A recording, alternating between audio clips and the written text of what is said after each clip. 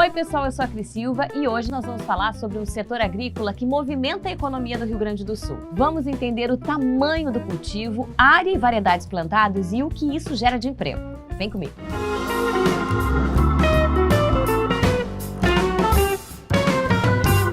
O arroz foi considerado uma atividade econômica no final do século XIX e ainda hoje, em 2018, é considerado um grande propulsor da economia no Rio Grande do Sul.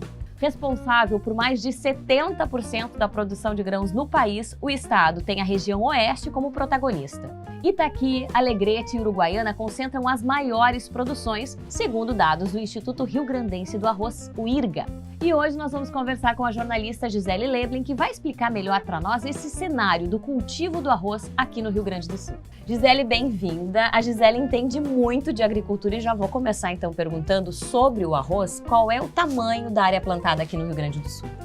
Cris, um prazer estar aqui contigo. A área plantada aqui no estado gira em torno de 1 milhão de hectares, um pouquinho acima de 1 milhão de hectares. Claro que varia a cada ano, conforme a safra anterior. Normalmente isso interfere bastante no humor do produtor ao decidir investir no cultivo na safra seguinte.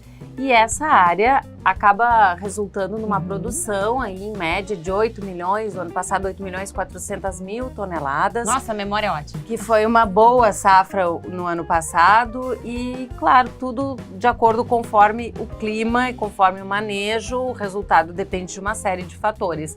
Mas esse é o espaço que a gente tem na cultura aqui no Rio Grande do Sul, uma cultura muito tradicional na produção do Rio Grande do Sul. A gente às vezes não percebe, né, o quanto de sacrifício que vem dos agricultores que trabalham também, não só com arroz, mas de um modo geral, como o tempo é importante, como o clima é importante para eles, né? Ainda mais no arroz, tem que ser na medida certa.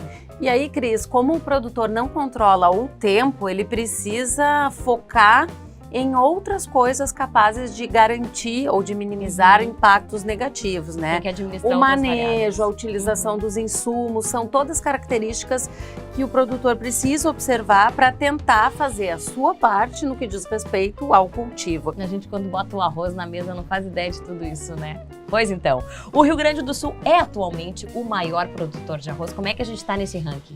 O Rio Grande do Sul, com esse volume da última safra, produziu 72% do arroz nacional. Realmente a gente tem um papel fundamental na produção nacional e também na questão da venda para os outros países. O Rio Grande do Sul segue firme nesse ranking aí como maior produtor nacional.